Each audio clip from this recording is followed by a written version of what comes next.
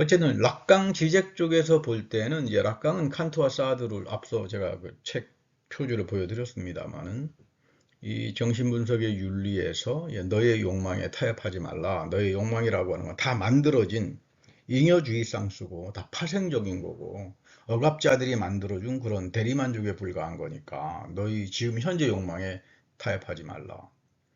그리고 조르주 바타이유라고 하는 이 사람은 뭐 성에 엄청난 과몰입을 했던 사람이고 니체를 사디즘하고 연결해가지고 외설 글쓰기, 블랙 라이팅을 이제 가져갔던 사람인데 이 바띠유의 성에 과몰입에 이제 공명하기도 하고 바띠유에 의하면 모든 것을 사람들이 전율을 느끼는 지점까지 가도록 해라.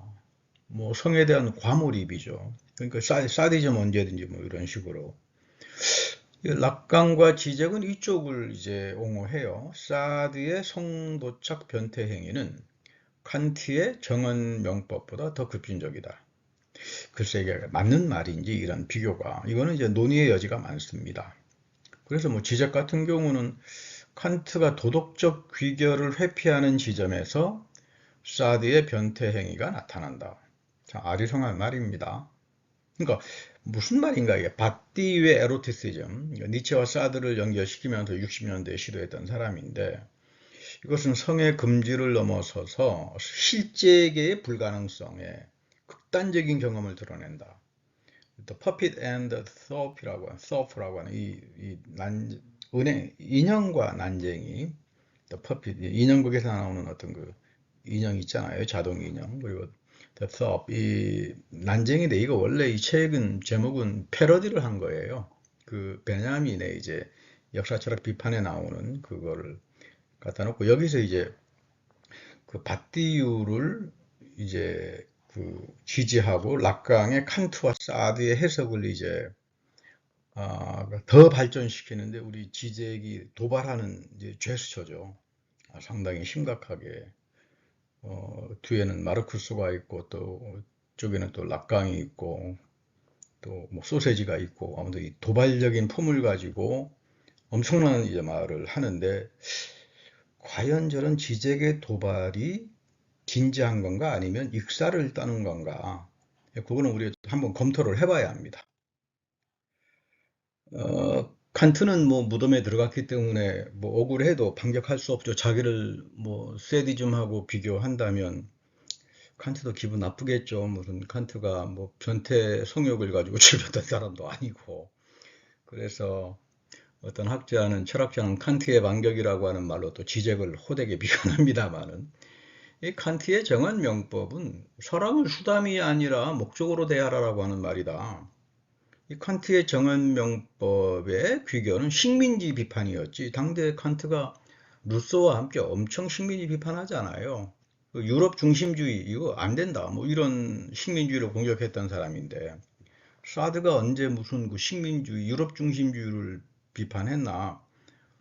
그 프랑스의 극단적인 부르주아의 성에 탐닉으로 갔던 사람들이고 변태적인 성도착으로 여성들을 극단적인 학대로 이른바 목적이 아니라 수단으로 그 몰아갔던 건데 이게 과연 칸트가 행한 식민지 비판이나 정언명법에 공명하느냐. 그리고 이제 이 락강과 지적이 칸트를 제대로 못 보는 이유는 칸트는 도덕과 윤리를 구분합니다. 그래서 이 도덕은 개인의 차원에서 윤리는 이제 아리스토텔레스적인 상호주관성, 감정과 미덕에서는 아리스토텔레스의 에우다이모니아, 이 중용으로 절제된 행복이죠. 목적론이죠. 그러니까 아리스토텔레스의 윤리의 가장 핵심이 웰빙, 이거 그리스 말로는 에우다이모니아라고 합니다만은 중용으로 절제된 행복이죠. 그러니까 상대방을 무슨 막 사디즘 쪽으로 도착적 행위 가지고 행복을 느끼는 것이 아니라 중용으로 절제된 행복. 이 윤리를 칸트는 수용을 해요. 그리고 정치개혁과 혁명에서는 칸트는 오히려 아리스토텔레스의 프로네시스, 실천적인 지혜 또는 신중한 판단 이런 것들을 통해서 언제든지 잘못된 정치를 개혁하고 혁명으로 가져갈 수 있다.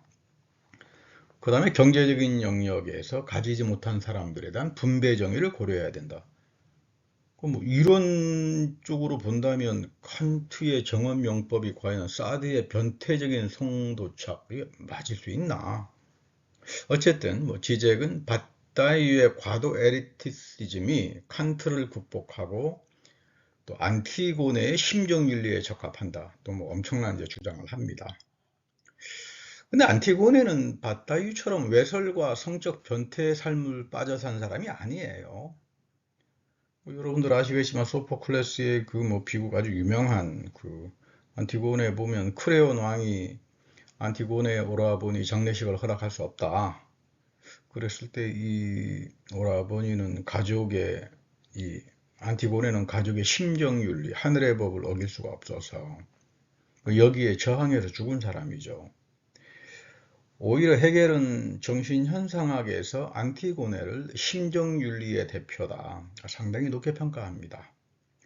근데 이 지제기 헤겔 전문가인데 분명히 정신현상학에서 헤겔이 안티고네를 심정윤리, 이거는 이제 스피노자의 무우주적 사랑이죠. 뭐 최고의 그 니체의 어떤 고결한 초인 윤리와 함께 스피노자의 그 영원성의 관점에서 우주를 덮어버리는 사랑, 이 심정윤리의 대표로 극찬을 했는데 분명히 제가 보기에는 지적은 알고 있었을 텐데 정신현상학을 많이 이야기하는 거 보면 왜 엉뚱하게 갑자기 안티고네를 사디즘으로 연결하는지. 뭐 어쨌든 지적은 모든 고결한 도덕, 윤리적 차원은 실제계에 접근하는 죽음 충동이다. 근데 또 락강을 읽어보면 락강은 또 달라요, 지적하고. 이 대표적으로 락강은 제임스 조이스의 율리시스를 상당히 높게 이제 보죠.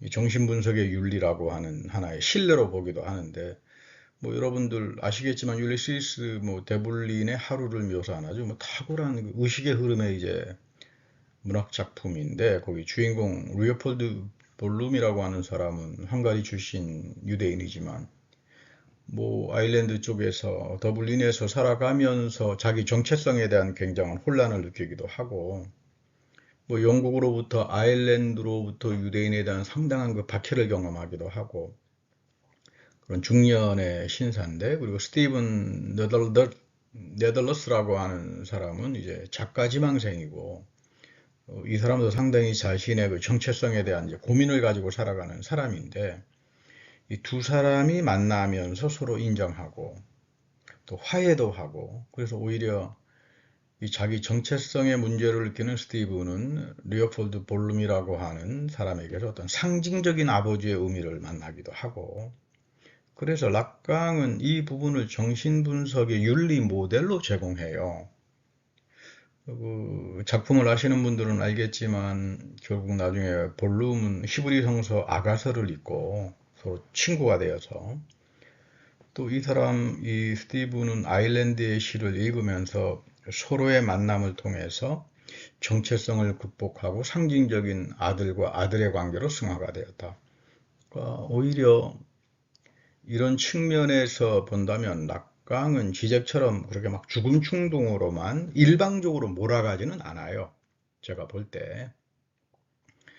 어쨌든 그렇습니다. 락강 지적이 시도하는 칸트, 사드, 안티고네 해석에서 뭐 일반적으로 저의 생각이 아니라 뭐그 사회학자들은 거의 다 공감합니다만은 이들 각자가 처해 있었던 역사적이고 사회적이고 개인의 삶의 배경이 다 실종돼 버린다. 그리고 모든 고결한 도덕적인 윤리적인 행위는 실제계에 대한 극단적 경험, 히스테리처럼 취급되니까 니체의 고결한 윤리도 다 히스테리가 돼버리죠. 이런 부분들이 락강과 지적이 너무 무모하지 않느냐. 이런 가장 강력한 비판가로는 미셸 후코가 나타납니다. 과연 그러면 락강과 지적은 상징계의 지배를 벗어났나? 아무도 벗어나지 못한다면 근데 가만히 보면 자기네만 벗어났다고 지금 저런 이상한 그 태도를 취하는데 1차적으로 후코는 둘레즈 가타리가 쓴 안티오이디푸스에서 아주 강렬하게 이제 그 락강 쪽을 비판하고 둘레즈 가타리를 지지하죠. 자본주의의 욕망기계는 이 프로이트가 말하는 오이디푸스 거세 이론 이거 거절한다. 자본주의가 파시즘 체제로서 정신분열의 주범이고, 그러니까 락강, 지젝, 당신도 다 자본주의가 만들어 놓은 정신분열에 벗어나지 못한다. 뭐 이런 이제 아주 레디컬한 비판인데, 그 락강의 정신분석은 모든 인간을 오이디푸스 거세 억압 쇠창살에 가두어 가지고 모든 인간의 삶을 보편화해서 노이로제의 삶의 방식이다. 뭐 이렇게 결정을 한다면 이건 무슨 뭐 18세기 뉴턴 물리학의 인과율 결정 방법이냐. 그리고 전부 다 현실 원리에 상징계 원리에 순응하는 파시스트로 만들어버리는 거 아니냐. 오히려 생산적인 욕망 구조가 있다. 창조성이 있고 우리 모두에게 생산적이고 창조적인 이걸 이제 스피노자는 코나투스라고 하죠. 둘레즈는 뭐 워낙 코나투스 니체 쪽으로 가는 사람이니까 이런 것들이 고세공포 이전에 무의식으로 존재했고, 그러니까 거세공포와 코나투스는 같이 병립하면서 이런 오이디푸스의 식민지 영토를 해체하고 이 자본주의의 분열증의 원인을 사회학적으로 또는 사회적으로 분석해야 된다. 그래서 이제 거의 뭐 푸코가 둘레즈 가타리아 안티 오이디푸스의 서문을 썼으니까 이들의 이제 전체 입장을 뭐 지지한다고 봐야 되겠죠. 락강과 지적을 포함해서 자본주의 정신분열증에 있고 이 욕망을 생성하는 다 이데올로기 안에 붙잡혀 있다. 그러니까 뭐 그런 낙강적인 정신분석은 의미가 없다. 이제 이렇게 레디컬하게 비판하는데, 그러나 또 푸코는 들레즈하고는 또 다른 어떤 성담론에 대한 이해를 가지고 있습니다. 광기와 문명을 보면 거기 이제 격리시설의 탄생이라고 하는 챕터에서 정신병원 격리시설을 아버지의 법이 권위가 행사되는 현장으로 분석합니다. 그러니까 아버지의 법이 어디에 나타나느냐?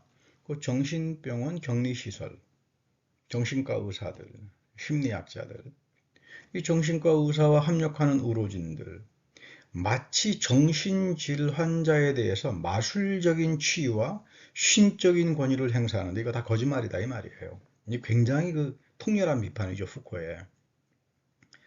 정신과 의사인 아버지의 마스크, 그대로 프로이드가 정신분석에 가지고 들어왔다. 그러니까 프로이드의 정신분석 자체가 억압과 지배의 구조라고 하는 거예요. 상징계가 아버지의 법이 아니라 정신분석학자들이 만들어 놓은 이데올로기다. 이렇게 되면 굉장한 상당한 비판이죠. 그러니까 분석가와 환자의 관계에서 분석가는 마치 정신증세를 다 치유할 수 있다는 어떤 기적의 힘을 소유한 마술사, 그렇게 착각한다. 프로이트는 이전 시대의 정신병동의 권력 구조를 자신의 범죄의 과학적 실중주의라고 하는 이름으로 그대로 수용해서 전형적인 유럽의 부르주아 지배 그 구조로 합리화시키는 그런 사람이다. 그런데 과연 프로이트의 정신분석이 정신증세나 비이성의 소리를 본질적으로 접근할 수 있느냐? 과연 치유가 가능하느냐? 전혀 그렇지 않다. 그러니까 섹슈얼러티라고 하는 것은 부르주아 문화 안에서 남성과 여성으로 구성이 되고 제3의 성은 배제가 된다. 그리고 사회 문화 안에서 젠더화가 되고 권력관계의 그물망에 다 걸려버리기 때문에 이 권력관계의 그물망에 빠져나갈 수 있는 사람들이 과연 락강이고 프로이트고 지젝이고 이게 가능하냐. 그러니까 락강의 정신분석은 권력지배의 도구에 불과하다. 실제에게 그런 거 없다. 이렇게 봐버리는 겁니다. 만약에 제3의 성이 있다면 젠더화된 성관계도 없는 거다. 그러니까 전형적으로 프로이드와 락강이 가지고 있는 가부장주의, 이거 엄청나게 이제 공격을 하는 거죠. 그러니까 가부장적으로 성관계가 없는 것이 아니다. 락강이 말하는 것처럼 성관계가 없다. 천만에. 락강이 그렇게 위조하고 자신이 정신분석 틀에서 아버지의 법을 만들면서 상징계로 대신하는 거다. 그래서 마치 락강이 모든 걸 다 해결할 수 있는 것처럼 이런 마술사 이제 작업을 하는데 전혀 그렇지 않다. 여성의 몸은 권력이 행사되는 정치 도구고 섹슈얼리티라고 하는 것은 정신과 의사, 심리학자 또는 종교인, 뭐 분석가, 전문가 그룹에 의해서 국가의 정치적인 지원을 통해서 담론화되고 유포되어서 지배사회 질서로 설정이 된다. 그래서 결국 정치 권력에 대해서 법제화가 돼버린다.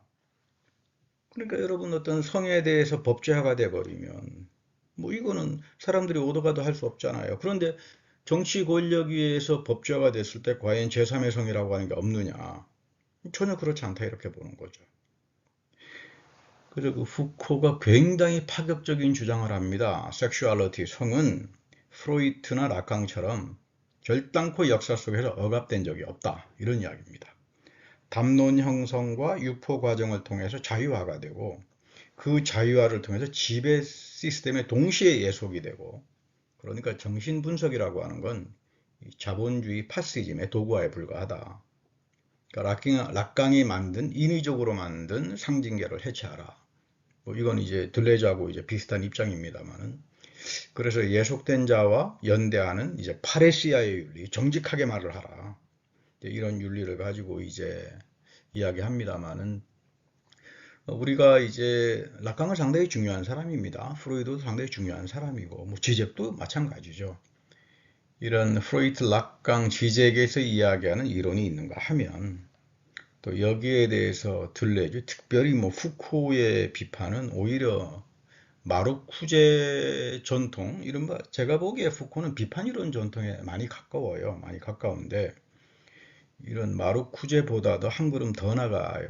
더 나가서 이런 정신 분석이 갖고 있는 이 만들어 놓은 이데올로기로서의 상징계는 해체돼야 된다. 항상 예속된 자와 연대하는 이 파레시아의 윤리를 가져야 된다. 아마 여러분들 뭐 한국에서 이런 둘레즈나 푸코에 대한 뭐 번역된 좋은 번역서나 또는 락강을 또 전문으로 하신 분들이 있으니까 이 서로 대비되는 이런 입장들을 여러분들이 비교 검토하고 여러분들이 또 비판적으로 우리 한국 사회에서 내가 어떤 공공지성인으로 살아갈 때 어떤 이론에 대해서 뭐 어떤 사람이 유명하니까 그건 무조건 맹신하고 하는 건 그건 여러분 지식 체계가 굉장히 이건 저급해져 버릴 수밖에 없어요. 우리가 수용할 건 수용하고 인정할 건 인정하고 또 내가 비판적으로 또 발전시키고 싶은 부분은 그렇게 발전되고 또 이런 챕터가 있는가 하면 논쟁에 그 다음에 이제 줄리아 크리스테바로 가게 되면 또 다른 측면에서 이 락강이나 프로이드가 또 재해석이 되고 이제 그런 부분들이 있으니까 그 여러분들 사유 훈련에 또 비판적인 지식인으로 살아가는 실천 속에서 이런 강의가 도움이 되기 바랍니다. 예, 오늘은 이만하겠습니다. 감사합니다. 여러분 건강하세요.